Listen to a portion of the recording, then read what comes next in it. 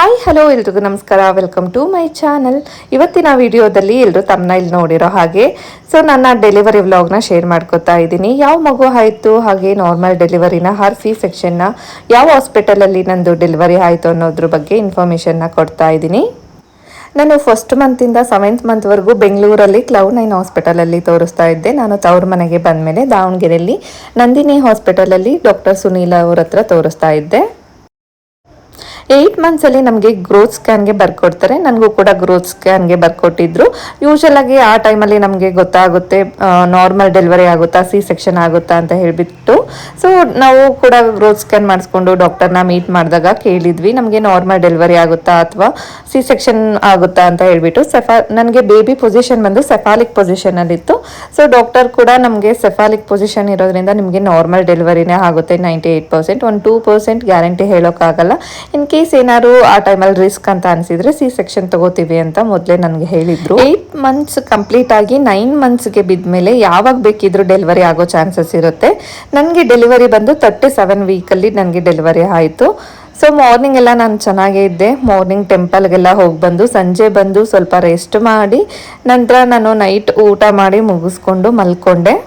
11 ಹಂಗೆ ನಾನು ಮಲ್ಕೊಂಡೆ. 11:30 ಹಾಗೆ ನನಗೆ ವಾಟರ್ ಬ್ರೇಕ್ ಆಯಿತು. ಸೊ ನನಗೆ ಫಸ್ಟು ಡೆಲಿವರಿ ಏನಾಗಿತ್ತು ಅದು ಎಕ್ಸ್ಪೀರಿಯನ್ಸ್ ಬೇರೆ ಥರನೇ ಇತ್ತು. ನನಗೆ ಕೈ ಕಾಲು ನೋವು ಹಾಗೆ ಸೊಂಟ ನೋವು ಬಂದಿತ್ತು.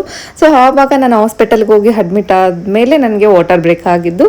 ಈ ಸರಿದು ನನಗೆ ಆ ಥರ ಆಗಲಿಲ್ಲ. ಸೆಕೆಂಡ್ ಬೇಬಿ ಬಂದು ಮನೇಲೇ ವಾಟರ್ ಬ್ರೇಕ್ ಆಯಿತು. ನಂತರ ನಾವು ಹಾಸ್ಪಿಟಲ್ಗೆ ಕಾಲ್ ಮಾಡಿ ಕೇಳಿದ್ವಿ, ನಮಗೆ 37 ವೀಕ್ ಕಂಪ್ಲೀಟ್ ಆಗಿದೆ, ಹೀಗೆ ವಾಟರ್ ಬ್ರೇಕ್ ಆಗಿದೆ ಅಂತ ಹೇಳಿಬಿಟ್ಟು. ನಂತರ ಅವರು ಕೂಡ ನೀವು ಹಾಸ್ಪಿಟಲಿಗೆ ಬಂದು ಚೆಕ್ ಮಾಡಿಸಿ ಅಂತ ಹೇಳಿದರು. ಹಾಸ್ಪಿಟಲ್ಗೆ ಹೋದ್ವಿ. ನಮ್ಮನ್ನು ಚೆಕ್ ಮಾಡಿಬಿಟ್ಟು ಇಲ್ಲ ನಿಮಗೆ ವಾಟರ್ ಬ್ರೇಕ್ ಆಗಿದೆ, ನಾಳೆ ಸಂಜೆ ಒಳಗಡೆ ನಿಮ್ಗೆ ಡೆಲಿವರಿ ಆಗುತ್ತೆ ಅಂತ ನಮಗೆ ನರ್ಸ್ ಹೇಳಿದರು. ಯೂಶಲಾಗಿ ಡಾಕ್ಟ್ರ್ ಇರಲಿಲ್ಲ, ಯಾಕಂದರೆ ಟೈಮ್ ಬಂದು 12 ಮೇಲೇ ಆಗಿತ್ತು. ಸೊ ನಮಗೆ ಮೇಯ್ನ್ ನರ್ಸ್ ಏನಿರ್ತಾರೋ ಅವರೇ ಚೆಕ್ ಮಾಡಿ ಹೇಳಿದರು. ಸೊ ನನ್ನನ್ನು ಅಡ್ಮಿಟ್ ಮಾಡಿಕೊಂಡ್ರು. ಹಾಸ್ಪಿಟಲಲ್ಲಿ ಯಾವತ್ತು ಯಾವುದೇ ಒಂದು ರೂಮ್ಸ್ ಕೂಡ ಖಾಲಿ ಇರಲಿಲ್ಲ. ಸೊ ನಿಮಗಿರೋದು ಒಂದೇ ಬೆಡ್ಡು, ನೀವು ಇವತ್ತು ಇದರಲ್ಲೇ ಅಡ್ಜಸ್ಟ್ ಮಾಡ್ಕೋಬೇಕು ಅಂತ ಹೇಳಿಬಿಟ್ಟು ಜನರಲ್ ವಾರ್ಡಿಗೆ ನನ್ನನ್ನು ಅಡ್ಮಿಟ್ ಮಾಡಿಕೊಂಡ್ರು. ಸೊ ನಂತರ ನರ್ಸ್ ಏನಿರ್ತಾರೆ ಅವಾಗವಾಗ ಬಂದು ಚೆಕ್ ಮಾಡಿ ಹೋಗ್ತಾಯಿದ್ರು. ಗ್ಲುಕೋಸ್ ಕೂಡ ಹಾಕಿದ್ರು. ಸೊ ಬೇಬಿ ಮೂಮೆಂಟ್ ಎಲ್ಲ ಹೇಗಿದೆ ಅಂತ ಹೇಳ್ಬಿಟ್ಟು ಅವಾಗವಾಗ ಬಂದು ಚೆಕ್ ಮಾಡ್ತಾಯಿದ್ರು. ನಮಗೆ ಪ್ರೈವೇಟ್ ವಾರ್ಡ್ ಬೇಕಿತ್ತು, ಸ್ಪೆಷಲ್ ವಾರ್ಡ್ ಬೇಕಿತ್ತು. ಸೊ ನಾವು ಎಷ್ಟೇ ಟ್ರೈ ಮಾಡಿದರೂ ಕೂಡ ನಮಗೆ ನೈಟ್ ಸಿಗಲಿಲ್ಲ. ಸೊ ಮಾರ್ನಿಂಗ್ ಡಿಸ್ಚಾರ್ಜ್ ಆಗ್ತಿದ್ದಾರೆ. ಡಿಸ್ಚಾರ್ಜ್ ಆದಮೇಲೆ ನಿಮಗೆ ಆ ರೂಮ್ನ ಕೊಡ್ತೀವಿ ಅಂತ ಹೇಳಿದರು. ಸೊ ಹಾಗಾಗಿ ನೈಟ್ ನಾವು ಏನು ಜನರಲ್ ವಾರ್ಡ್ ಇರುತ್ತೋ ಅದರಲ್ಲೇ ಅಡ್ಜಸ್ಟ್ ಮಾಡಿಕೊಂಡು ನಾನು ಮತ್ತು ವಿನಯ್ ಇಬ್ಬರು ಇದ್ವಿ. ನನಗೆ ವಾಟರ್ ಬ್ರೇಕ್ ಆಗಿತ್ತು, ಬಟ್ ಯಾವುದೇ ಥರದ ಪೇಯ್ನ್ ಕೂಡ ಸ್ಟಾರ್ಟ್ ಆಗಿರಲಿಲ್ಲ. ಸೊ ನನ್ನ ನೈಟೇ ವಾಟರ್ ಬ್ರೇಕ್ ಆಗಿದ್ದು. ಮಾರ್ನಿಂಗ್ 9 ಆದರೂ ಕೂಡ ನನಗೆ ಯಾವುದೇ ಒಂದು ಪೇಯ್ನ್ ಕೂಡ ಇರಲಿಲ್ಲ. ವಾಟರ್ ಬ್ರೇಕ್ ಆದಮೇಲೆ ತುಂಬ ದಿನಗಳು ಬಿಡೋದಕ್ಕೆ ಆಗೋದಿಲ್ಲ. ಸೊ 1 ಡೇ ಮಾತ್ರ ವೆಯ್ಟ್ ಮಾಡ್ತಾರೆ. ಇವನ್ ಏನಾದರೂ ಪೇಯ್ನ್ ಬರಲಿಲ್ಲ ಅಂದರೆ ಆಪ್ರೇಷನ್ ಮಾಡಿಬಿಟ್ಟು ಬೇಬಿನ ತೆಗಿತಾರೆ.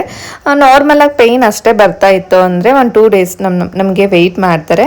ನನಗೆ ವಾಟರ್ ಬ್ರೇಕ್ ಆದ್ರಿಂದ ಪೇಯ್ನ್ ಕೂಡ ಬರ್ತಾ ಇರಲಿಲ್ವಲ್ಲ, ಸ್ವಲ್ಪ ಟೆನ್ಷನ್ ಕೂಡ ಆಗ್ತಾ ಇತ್ತು. ಏನಿದು ಪೇಯ್ನೇ ಬರ್ತಿಲ್ಲ, ಎಲ್ಲಿ ಸಿ ಸೆಕ್ಷನ್ ಆಗುತ್ತೋ ಅಂತ ಹೇಳಿಬಿಟ್ಟು. ನಂತರ ನನಗೆ 9 ಹಂಗೆ ಬ್ರೇಕ್ಫಾಸ್ಟ್ ಮಾಡೋದಕ್ಕೆ ಹೇಳಿದರು. ಬ್ರೇಕ್ಫಾಸ್ಟ್ ಅಂತ ಹೇಳಿಬಿಟ್ಟು ವಿನಯ್ ಅವರು ಇಡ್ಲಿನ ತೊಗೊಂಡು ಬಂದು ಕೊಟ್ಟಿದ್ರು. ಬ್ರೇಕ್ಫಾಸ್ಟ್ ಕೂಡ ಮಾಡಿದೆ. ನನಗೆ 10 ಹಂಗೆ ನನಗೆ ಪೇಯ್ನ್ ಸ್ಟಾರ್ಟ್ ಆಯಿತು. ಸ್ಟಾರ್ಟಿಂಗಲ್ಲಿ ಸ್ವಲ್ಪನೇ ಪೇಯ್ನ್ ಬಂತು. ಸೊ ಸಡನ್ನಾಗಿ ನನಗೆ 10:30 ಹಂಗೆ ಹೆವಿ ಪೇಯ್ನ್ ಬಂತು. ಸೊ ಪೇಯ್ನ್ ಕೂಡ ತಡ್ಕೊಳೋದಕ್ಕೆ ಆಗ್ತಾ ಇರಲಿಲ್ಲ. ನನ್ನನ್ನು ಲೇಬರ್ ರೂಮಿಗೆ ಕರ್ಕೊಂಡು ಹೋದರು. 10:30 ಹಂಗೆ ನಾನು ಲೇಬರ್ ರೂಮ್ಗೆ ಹೋದೆ. 12 ಹಂಗೆ ನನಗೆ ಬೇಬಿ ಆಯಿತು. ಸೊ ವಿನಯ್ ಅವರು ಹೊರಗಡೆ ವೆಯ್ಟ್ ಮಾಡ್ತಾಯಿದ್ರು. ಬೇಬಿ ಕೂಡ ಹಳೋ ಸೌಂಡ್ ಅವರಿಗೆ ಕೇಳಿಸ್ತಾ ಇತ್ತಂತೆ. ನನಗೆ ಬೇಬಿ ಆದ ತಕ್ಷಣ ಬಂದುಬಿಟ್ಟು ಅವ್ರಿಗೆ ಆಚೆ ನಿಮಗೆ ಬೇಬಿ ಆಯಿತು ಅಂತ ಹೇಳಿದರು ಅಂತ ಹೇಳ್ಬಿಟ್ಟು ವಿನಯ್ ಹೇಳ್ತಾ ಇದ್ರು. ಸೊ ನಮಗೆ ಬೇಬಿ ಎಲ್ಲ ಆದಮೇಲೆ ಒಂದಿಷ್ಟು ಪ್ರೊಸೀಜರ್ ಇರುತ್ತೆ, ಒಳಗಡೆ ಪ್ರೊಸೀಜರ್ ಎಲ್ಲ ಮುಗಿಸ್ಕೊಂಬರೋಷ್ಟರಲ್ಲಿ ಬೇಬಿನ ನೀಟಾಗಿ ರ್ಯಾಪ್ ಮಾಡಿ ವಿನಯ್ ಅವ್ರ ಕಡೆ ಕೊಟ್ಟಿದ್ರು. ಸೊ ಬೇಬಿ ಆದ ತಕ್ಷಣ ನಮಗೂ ಕೂಡ ಹೇಳ್ತಾರೆ, ಸೊ ನಿಮಗೆ ಆಲ್ರೆಡಿ ಮೊದಲಿಗೆ ಮಗಳಿದ್ಲೋ ಅಲ್ವಾ, ಈಗ ನಿಮಗೆ ಮಗ ಬಂದಿದ್ದಾನೆ ಅಂತ ಹೇಳಿಬಿಟ್ಟು ಡಾಕ್ಟರ್ ನನಗೂ ಕೂಡ ಹೇಳಿದರು. ಬೇಬಿ ಬಾಯ್ ಆಯಿತು. ಫೈನಲಾಗಿ ನನಗೆ ಮಗ ಬಂದ. ಸೊ ನಮ್ಮ ಮನೇಲಿ ನನಗೆ ಮತ್ತು ವಿನಯ್ ಅವ್ರಿಗೆ ಯಾವ ಮಗು ಆದರೂ ಕೂಡ ಓಕೆ ಅನ್ನೋದೇ ಇತ್ತು.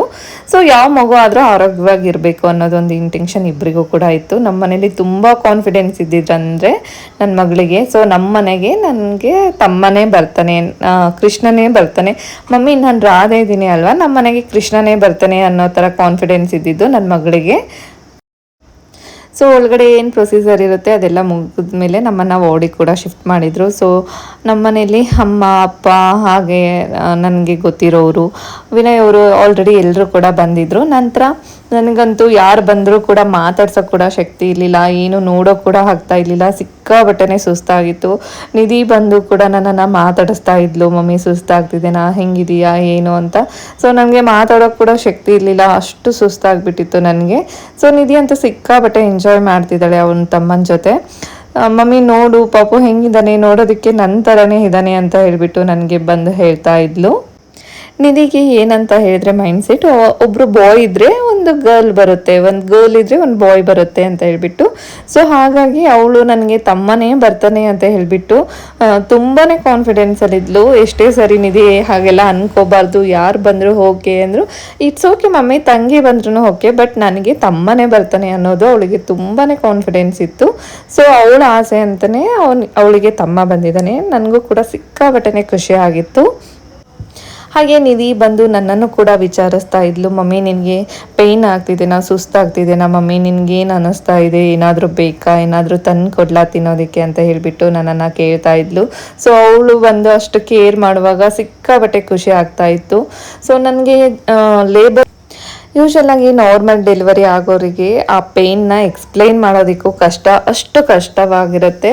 ಸೊ ಅದು ಎಷ್ಟೇ ಕಷ್ಟ ಆಗಿದ್ರೂ ನಮಗೆ ಬೇಬಿದು ಸೌಂಡ್, ಬೇಬಿ ಬಂದ ತಕ್ಷಣ ಏನದು ಅಳೋ ಸೌಂಡ್ ಮಾಡುತ್ತೆ, ನಾವು ಬೇಬಿ ಮುಖ ಯಾವಾಗ ನೋಡ್ತೀವೋ ಆ ಪೇಯ್ನ್ ಎಲ್ಲ ಮರ್ತೋಗುತ್ತೆ. ಅಷ್ಟು ಖುಷಿ ಆಗಿತ್ತು ನನಗೂ ಕೂಡ ನನ್ನ ಮಗನ್ನ ನೋಡಿದಾಗ. ನಾವು ತೊಗೊಂಡಿದ್ದು ಡಿಲ್ಯಾಕ್ಸ್ ರೂಮು. ಸೊ ಒನ್ ಡೇಗೆ 4500 ರೂಪೀಸ್ ಆಗುತ್ತೆ.